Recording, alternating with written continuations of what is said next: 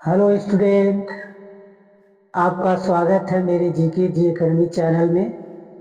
आज हम टेंस के बारे में बताएंगे मेरे प्यारे बच्चे। Present continuous tense rule number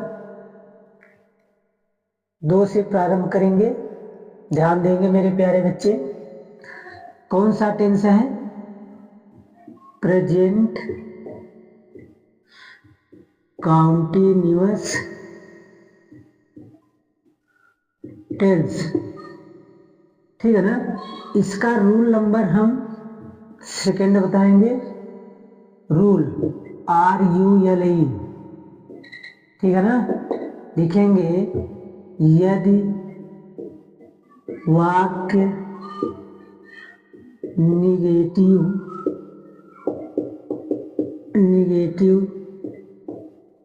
sentence का है तो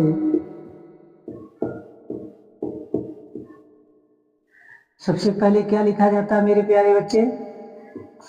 कर्ता, जिसे कहते हैं सब्जेक्ट।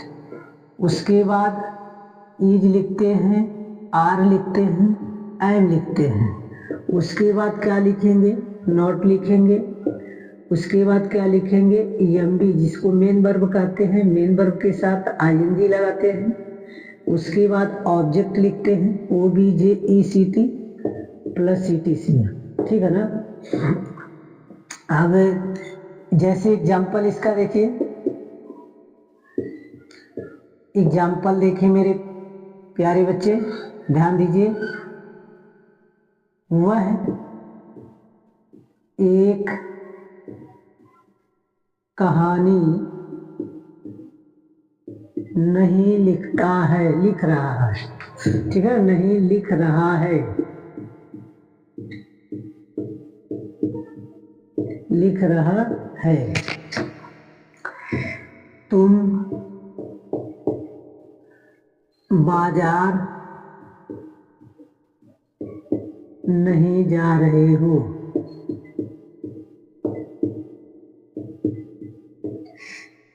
मैं हॉकी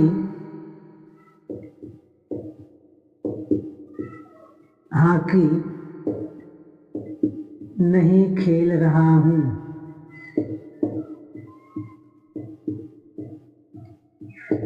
ये आपका मेरे प्यारे बच्चे एग्जाम्पल है। आपको देखिए, ध्यान देंगे तो समझ आएगा ये कौन सा टेंस है। प्रेजेंट कॉन्टिन्यूअस टेंस है। इसके पहले वीडियो में हम बता चुके हैं इसका फर्स्ट रूल, ठीक है ना। इसका पहचान अनुवाद हम बताए हैं, रूल भी बता दिए हैं पहले वीडियो में। अब ये दूसरा वीडियो है, दूसरा नियम है प्रेजेंट काउंटी का। ये लिखा गया यदि वाक्य निगेटिव सेंटेंस का है तो सबसे पहले सब्जेक्ट लिखते हैं। उसके बाद सहायक क्रिया, जिसे हेल्पिंग वर्ब कहा जाता है, इज, आर, एम। उसके बाद क्या लिखते हैं? नॉट। उसके बाद EMB के साथ ING लिखते हैं, ऑब्जेक्ट ETC, ठीक है ना। वह एक कहानी नहीं लिख रहा है। मान लीजिए ऐसे ट्रांसलेशन आपको मिल गया तो आप कैसे समझ जाएंगे कि ये कौन सा टेंस का है? तो आप वाक्य के अंत में जाएंगे, क्या लिखा गया है? वाक्य के अंत में रहा है, तो समझ जाइए कि प्रेजेंट कॉन्टिन्यूअस टेंस का है। प्रेजेंट कॉन्टिन्यूअस टेंस का कैसे है? क्योंकि वाक्य के अंत में रहा है, ठीक है ना। अब कौन सेंटेंस है? निगेटिव सेंटेंस है, क्योंकि बीच में नहीं है, ठीक है ना, बीच में नहीं है। उसके बाद कौन सा वचन है? एक वचन है, क्योंकि वह है। अब इसमें एक ध्यान दीजिएगा, हम, तुम, वे, ये 3 शब्द आपके क्या होते हैं? बहुवचन होते हैं मेरे प्यारे मित्र, ठीक है ना, बहुवचन होते हैं। मैं जो होता है, मैं बहुवचन इसमें कॉन्टिन्यूअस टेंस में नहीं माना जाता है। क्यों नहीं माना जाता है? क्योंकि मैं का सहायक क्रिया दिया एम, आई के साथ एम का प्रयोग किया जाता है, ठीक है ना। अब ये लिखा गया वह एक कहानी नहीं लिख रहा है, तो सबसे पहले क्या लिखा गया फॉर्मूले में? सब्जेक्ट लिखा गया, तो सब्जेक्ट मेरा क्या है? ही। तो यहाँ तुरंत क्या लिखेंगे? ही। उसके बाद एक वचन के लिए क्या लगाएंगे? इज। इसके बाद क्या लिखेंगे? नॉट। उसके बाद देखिए क्या लिखेंगे, मुख्य क्रिया। मुख्य क्रिया लिखना है तो लिखना क्या होता है, राइट, WRITE होगा, राइटिंग। उसके बाद ऑब्जेक्ट क्या है, स्टोरी, तो यहाँ पे स्टोरी लिखेंगे। समझ आ गया ना। अब दूसरा क्या है, तुम बाजार नहीं जा रहे हो, तभी आपको बता है ना, हम तुम वे क्या है, बहुवचन है, तो तुम है, तो तुम के साथ क्या लगाएंगे, आर लगाएंगे, यू आर नॉट। नॉट के बाद क्या लिखेंगे, गोइंग, ठीक है ना, टू मार्केट, MARKET, मार्केट, ठीक है ना। वे फिर दिया है मैं हॉकी नहीं खेल रहा हूँ। आप बताए ना कि मैं क्या होता है, कॉन्टिन्यूअस टेंस में बहुवचन नहीं माना जाता है। क्यों नहीं माना जाता है, क्योंकि इसका नियम दिया है कि आई के साथ एम का प्रयोग किया जाता है। तो यहाँ क्या लिखेंगे, आई एम नॉट, ठीक है ना। अब मुख्य क्रिया क्या, आपका मुख्य क्रिया क्या है, खेलना, तो यहाँ क्या हो जाएगा, प्लेइंग, ING लगाएंगे, प्लेइंग द हॉकी, ठीक है ना, HOCKEY, हॉकी। समझ आ गया, कोई दिक्कत है। एक बार फिर ध्यान देंगे, मान लीजिए ये प्रेजेंट कॉन्टिन्यूअस टेंस का हम रूल नंबर 2 रिवीजन करा रहे हैं। सब्जेक्ट है is, are am, not, MB, ING, object TTC। Example, वह एक कहानी नहीं लिख रहा है। तो आपको पता कैसे चलेगा कौन सा टेंस है, तो वाक्य के अंत में जाएंगे, यदि रहा है तो प्रेजेंट कॉन्टिन्यूअस टेंस माना जाएगा, यदि वाक्य के अंत में ता है तो प्रेजेंट इंडेफिनिट टेंस माना जाएगा, ठीक है ना। यदि बीच में नहीं दिया है तो नकारात्मक वाक्य माना जाएगा, जिसे निगेटिव सेंटेंस कहते हैं। आप देखिए, वह है, ठीक है ना, तो वह एक वचन होता है। यहाँ आपको बताएं कि हम तुम वे, यदि ये 3 शब्द होते हैं तो बहुवचन माने जाते हैं, लेकिन यहाँ क्या लिखा गया, वह, तो एक वचन है। तो इसको ट्रांसलेशन कैसे बनाएंगे, सबसे पहले सब्जेक्ट लिखा गया, तो सब्जेक्ट क्या है, ही। उसके बाद रहा है तो इज लगाएंगे, तुरंत नॉट लगा देंगे। उसके बाद मुख्य क्रिया क्या होता है, जो पहचान से पहले लिखा जाता, वर्ड लिखा जाता है, वही आपका क्या होता है, मुख्य क्रिया होता है। तो यहाँ देखिए लिख है, तो लिखना का क्या होता है, राइट, राइट में क्या जोड़ना है, ING, तो राइटिंग हो जाएगा। ऑब्जेक्ट क्या है मेरा, कहानी, तो यहाँ लिखेंगे एक कहानी है, तो यहाँ ए स्टोरी लिखेंगे, ठीक है ना। अब तुम बाजार नहीं जा रहे हो, कौन वचन है, बहुवचन है, क्योंकि देखिए यहाँ तुम हम बताए हैं कि बहुवचन होता है, कैसे होता है बहुवचन, ये भी बताए हैं। कौन टेंस है, वाक्य के अंत में रहे हैं तो प्रेजेंट कॉन्टिन्यूअस टेंस है, वाक्य के बीच में नहीं है तो निगेटिव सेंटेंस है, ठीक है ना। तो इसे बनाएंगे कैसे, you are not going to market. समझ आ गया। अब लिखा गया मैं हॉकी नहीं खेल रहा हूँ, तो यहाँ आपका सब्जेक्ट क्या है, मैं, तो मैं के साथ क्या लगाएंगे, आई के साथ क्या लिखेंगे, एम, तुरंत नॉट। मुख्य क्रिया क्या है, खेलना, खेलना का मीनिंग क्या होता है, प्लेइंग। उसके बाद ऑब्जेक्ट क्या होता है, द हॉकी। समझ आ गया मेरे प्यारे बच्चे, ठीक है ना।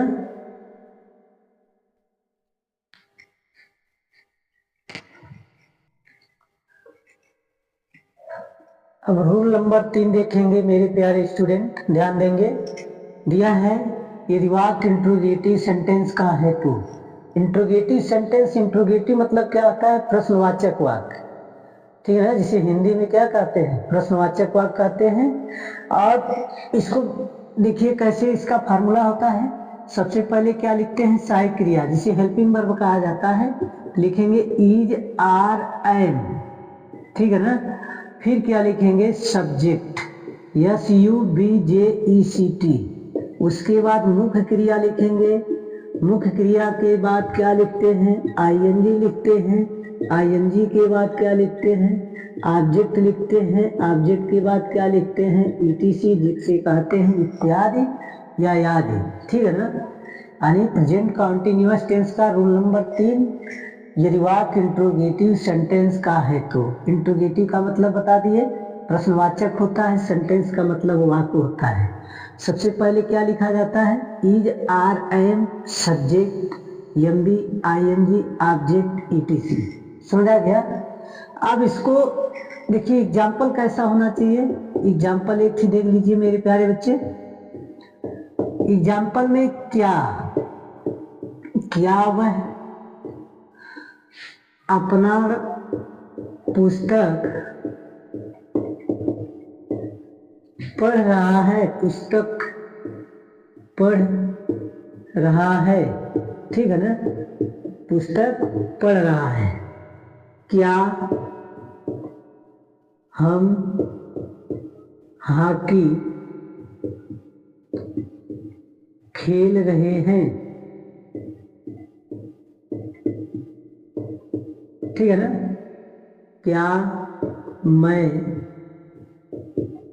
गोरखपुर जा रहा हूँ। ये आपका एग्जाम्पल इस तरह होना चाहिए। एग्जाम्पल देखिए, पहचान में आपको आना चाहिए। यदि क्या लग गया तो समझ जाए इंट्रोगेटिव सेंटेंस है। यदि क्या नहीं है, बीच में नहीं लग गया तो निगेटिव माना जाता है। यदि मान लीजिए क्या भी नहीं है, नहीं भी नहीं है, तो आप क्या मानते हैं? अफर्मेटिव सेंटेंस मानते हैं, ठीक है ना। अब यहाँ लिखा कि देखिए, क्या वह अपना पुस्तक पढ़ रहा है, ठीक है ना। अब मान लीजिए कोई पूछ दिया, बताइए कौन सा टेंस है, तो आप सबसे पहले वाक्य अंत में जाएंगे। क्या लिखा गया? रहा है, तो प्रेजेंट कंटीन्यूअस होगा। यदि क्या है तो इंट्रोगेटिव सेंटेंस होगा, ठीक है ना। अब कौन सा वचन है ये भी आपको बताए हैं कि हम तुम वे, ठीक है ना। आपका बहुवचन है, लेकिन यहाँ क्या है? वह है, तो कौन वचन माना जाएगा? एक वचन। तो सब इसका ट्रांसलेशन कैसे बनाएंगे? इस फार्मूले के अनुसार बनाएंगे। पहले सहायक क्रिया लिखा गया है, एक वचन के लिए क्या लिखेंगे? पहला इज, उसके बाद सब्जेक्ट क्या है? ही, उसके बाद मुख्य क्रिया क्या है? पढ़ना, तो यहाँ RADING होगा, रीडिंग। उसके बाद क्या? ऑब्जेक्ट अपना पुस्तक, हिज बुक लिखेंगे, ठीक है ना। समझ आ गया? कोई दिक्कत है किसी को? अब यहाँ देखिए, क्या हम हॉकी खेल रहे हैं, ये बहुवचन है क्योंकि हम है, ठीक है ना। तो हम है, तो यहाँ पहले अब क्या लिखेंगे? हम के लिए आर लगाएंगे, तो यहाँ लिखेंगे आर वी, ठीक है ना। जब आर लगा देते हैं तो आर मतलब क्या और रहे की मीनिंग समाप्त हो जाता है। अब हम सब्जेक्ट हो गया आपका वी, उसके बाद खेलना किस मीन्स होता है? प्ले, PLAYING, प्लेइंग हो जाएगा, ING जोड़ना है इसमें। उसके बाद देखना है द हॉकी लिख देंगे, HOCKEY, ठीक है ना। क्या मैं गोरखपुर जा रहा हूँ, ये भी बहुवचन है, लेकिन मैं अब बताए ना कंटिन्यूअस टेंस में मैं को बहुवचन नहीं माना जाता है, क्योंकि मैं के साथ एम का प्रयोग किया जाता है। अब यहाँ क्या लिखेंगे? क्या है तो एम लगा देंगे। यदि एम लगाए और आई लगा दिए तो क्या की मीनिंग, रहा हूं की मीनिंग समाप्त हो गया। तो यहाँ क्या लिखेंगे? गोइंग, मुख्य क्रिया आपका क्या है? गोइंग। उसके बाद क्या लिखेंगे? टू गोरखपुर, ठीक है ना। समझ आ गया? कोई दिक्कत है किसी को? नहीं दिक्कत है। अब इसके बाद देखिए, रूल आपका 3 समाप्त हो गया। अब इसका रूल क्या आता है? रूल नंबर 4 लिखते हैं। तो रूल नंबर 4 में आपको क्या लिखते हैं? यदि वाक्य इंट्रोगेटिव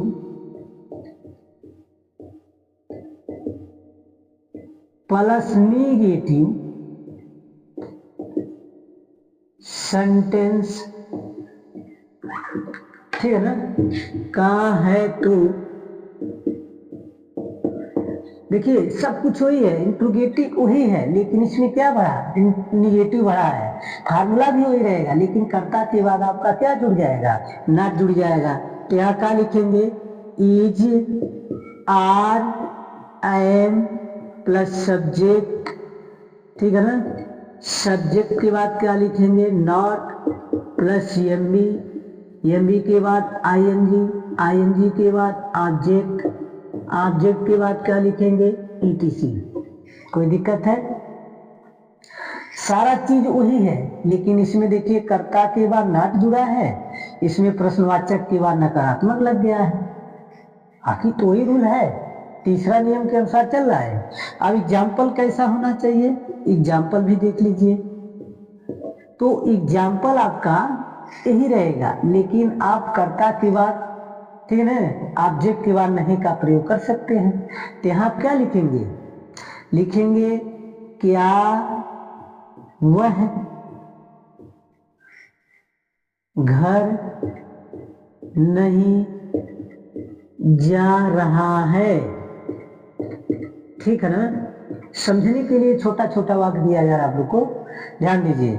अब इज आर एंड दिया है, उसके बाद कर्ता दिया है, फिर नकारात्मक दिया है। एमबी का मतलब मेन वर्ब होता है, मेन वर्ब के साथ आईएनजी जुड़ा है, उसके बाद ऑब्जेक्ट है आपका, उसके बाद ईटीसी है।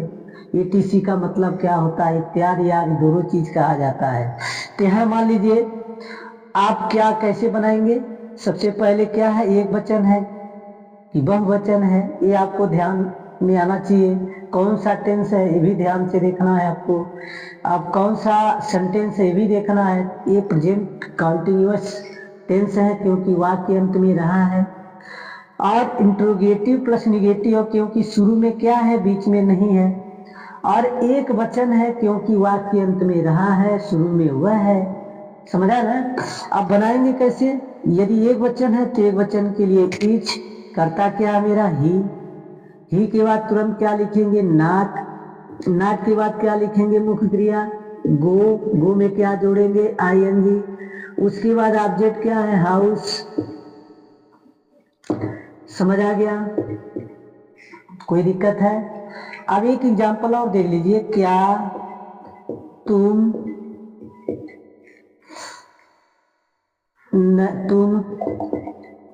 दिल्ली, क्या तुम दिल्ली नहीं जा रहे हो।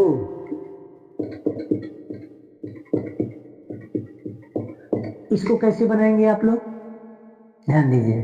क्या तुम दिल्ली नहीं जा रहे हो, तो यहाँ बहुवचन है क्योंकि क्या बताए हैं, मैं छोड़ करके हम तुम वे आपका बहुवचन माना जाता है। तो यहाँ क्या है, तुम बहुवचन है, तो यहाँ क्या लिखेंगे आर यू, ठीक है ना, नॉट गोइंग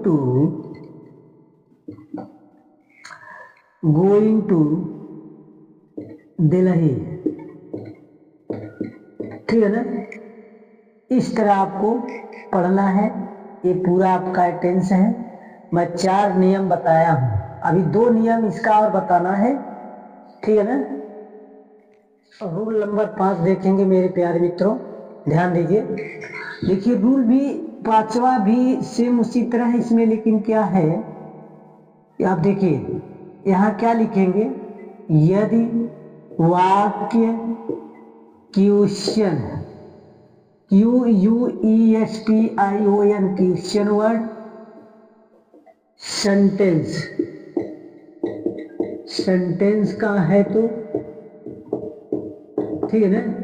अब इसमें देखिए क्वेश्चन वर्ड मतलब क्या होता है, प्रश्न सूचक वाक्य।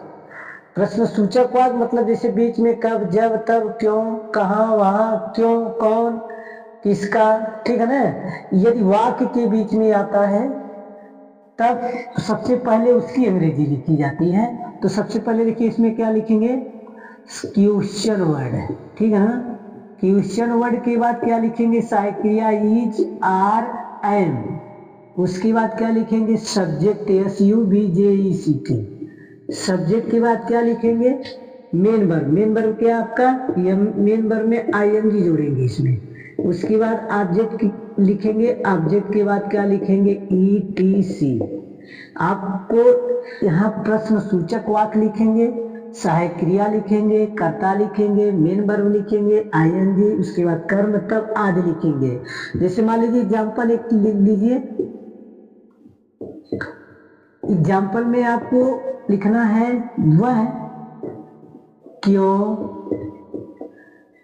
स्कूल जा रहा है, ठीक है ना। ये आपका ऐसा वाक्य होगा। यदि मान लीजिए अब ऐसा वाक्य आ गया तब आप इस ट्रांसलेशन को कैसे ट्रांसलेट करेंगे, ध्यान दीजिए। तो सबसे पहले फार्मूला में क्या लिखा गया, क्वेश्चन वर्ड। इसमें आप ढूंढिए क्वेश्चन वर्ड क्या है। क्वेश्चन वर्ड यदि वाक्य के बीच में क्यों, कब, जब, तब, कौन, ठीक है ना, कहाँ, यहाँ, आ गया तो सबसे पहले इसका अंग्रेजी लिखेंगे। तो यहाँ क्वेश्चन वर्ड आपका क्या हो जाएगा, वाई, ठीक है। उसके बाद क्या है, इजारम लिखा गया, एक वचन है बहुवचन, यदि एक वचन है तो यहाँ पीज लगा देंगे। उसके बाद क्या लिखा गया, कर्ता, कर्ता क्या है, वह, तो वह का मीनिंग भी। उसके बाद मुख्य क्रिया क्या है, जा, तो जा में क्या जोड़ना, आईएनजी गोइंग। उसके बाद ऑब्जेक्ट क्या है, स्कूल, ठीक है ना। आज टू क्यों लगता है ये भी पता है ना। यदि टू मान लीजिए हटा दे, अब पढ़िए Y is he going school. उसके बाद टू लगा के पढ़िए Y is he going to school. मतलब क्या है, टू लगाने से आप फास्टली इसको पढ़ सकते हैं, ठीक है ना। समझ आ गया। क्वेश्चन वर्ड मतलब क्वेश्चन वर्ड मतलब जब रहता है तो सबसे पहले क्वेश्चन वर्ड ही लिखा जाता है। अब इसका देखिए, मान लीजिए अब एक पांचवा नियम था, एक नियम और बढ़ा देते हैं, इसमें निगेटिव जोड़ के बता दे रहे हैं, ठीक है ना। तो उसको रूल नंबर 6 कहते हैं। तो निगेटिव जोड़ के बता रहे हैं, देखिए यदि वाक्य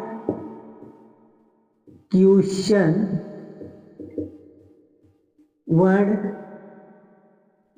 ठीक है, प्लस निगेटिव सेंटेंस